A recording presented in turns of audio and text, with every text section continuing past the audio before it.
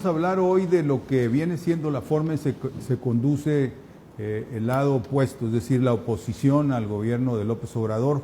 Algunos analistas, como este que tenemos aquí en la primera imagen, la ha llamado el intento de un golpe blando, o sea, un golpe de Estado, pero no cruento, no militar. Sí, claro. Y bueno, pues se ha venido discutiendo mucho de esto en estos días. Y yo, en esta ocasión, lo que quisiera es simplemente puntualizar cuál es la naturaleza de esto, digamos, que le da forma a las acciones de la oposición. Hemos visto rumores, hemos oído cosas o visto cosas en las redes sociales que, por ejemplo, últimamente aquí en Nuevo León, esto de que se iba a prohibir, ¿verdad?, el dar religión o dar inglés en las primarias particulares.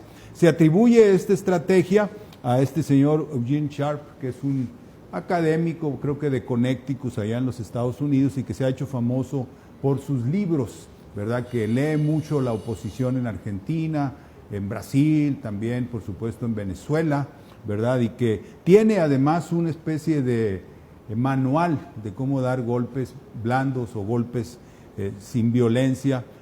Finalmente terminan con violencia, ¿verdad? Aquí tenemos en la siguiente imagen lo que serían, digamos, los pasos que se va tomando. Primero se siembra desconfianza en el gobierno, después se culpa al gobierno de estar haciendo las cosas mal, ¿verdad? Se mete cierta desesperanza, cierto temor, y luego ya empieza a atacársele de dictador. Ese es un paso muy importante cuando ya se dice, este gobierno no es democrático, es dictatorial. Ahí empieza realmente el esquema, ¿no?, del golpe blando, que en otras partes, y mejor decirlo, son las revoluciones de colores, ¿verdad?, como ha habido en Ucrania, hubo en buena parte del Medio Oriente, y en la última etapa pues ya se pide que renuncie, ¿verdad? Claro, en la siguiente imagen podemos ver a una de las promotoras principales aquí en México, que ha venido aquí al Tecnológico de Monterrey, Gloria Álvarez, que es una de las, digamos, ideólogas de este movimiento en todo el continente, ¿verdad? La hemos tenido varias veces aquí con un mensaje muy parecido al anticomunismo de los 70s, cuando se hablaba del oro de Moscú que llegaba a Cuba y Cuba supuestamente financiaba el comunismo.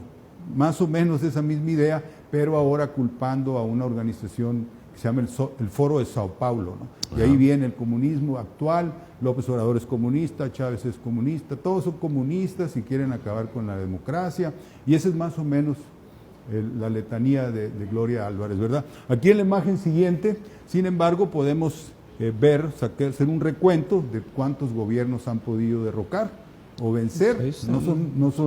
No son pocos, son tres, ¿verdad? Y poderosos los tres. El presidente Lula, pues en la cárcel, ¿verdad? Cristina se salvó y Dilma pues cayó, ¿verdad? Ya no pudo gobernar. Claro que a ellos les agregaron lo que ellos mismos llaman la guerra jurídica, que tenemos aquí en la siguiente imagen, que es otro aspecto, ¿verdad? Te pueden culpar por alguna cosa simple, porque no pagaste impuestos o porque te pasaste un alto, y empiezan a construir un caso legal, que independientemente de si al final resultas inocente, en el proceso pues te destruyen políticamente, ¿verdad? Te quitan toda credibilidad, como fue el caso ejemplar del presidente Lula allá en Brasil, que hace poco iba a salir porque todo era falso, sin embargo pues quedó destruido y en la cárcel. Eso se dirige, ahora sí hay que poner las cosas sobre la mesa desde afuera, ¿verdad? No son inventos de la oposición interna, sino que la oposición interna sirve a estos, digamos, dirigentes internacionales. El caso de Ucrania es el mejor. Yo creo que ahí es donde ellos hicieron el ABC de lo que ha venido siendo estas revoluciones de colores, ¿no? A partir del 2013 allá, que es en realidad un golpe duro, ¿no? No tiene nada de blando, ¿verdad? Aquí lo tenemos en la siguiente imagen, los autores, desde donde se coordinó. Tumbaron a este presidente, Yanukovych. ¿Por qué lo tumbaron? Porque Yanukovych había decidido romper con el neoliberalismo, no entrar a la Unión Europea, no aceptar los acuerdos con la Unión Europea, las políticas económicas sobre todo, y a partir de ese momento se levanta la insurrección. Es decir, en donde hay un gobierno rebelde o disconforme, digamos, ¿no?, con el neoliberalismo, ahí empiezan estas revoluciones de colores o golpes blandos. Siempre es así, esa es la regla. Y en Ucrania fue, por eso decía yo, ejemplar, ¿verdad? Aquí en la siguiente imagen están los personajes que llegaron al poder, abiertamente nazis, ¿verdad? Dirigentes que seguían a Banderas, el líder nazi de Ucrania en los 40, el aliado de Hitler, pues, su partido actual, pues llegó al poder, llegó al parlamento, etcétera, etcétera, ¿verdad? ¿Y quién los apoyó directamente? En la siguiente imagen, pues el gobierno de Barack Obama, ¿verdad? La señora Clinton, y esta era su operadora, Victoria Nuland, que era la que encargada de Europa de parte del Departamento de Estado, que es de donde está realmente la dirección de estas revoluciones, ¿verdad?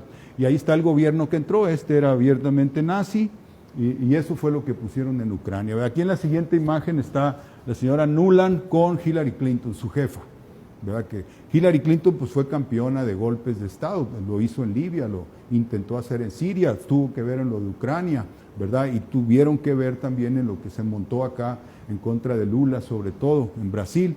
Aquí en la siguiente imagen tenemos quiénes son los que controlan o dirigen esto. Ahora le dicen el Estado profundo, que es un término que se ha venido usando últimamente, sobre todo porque Trump los denunciaba.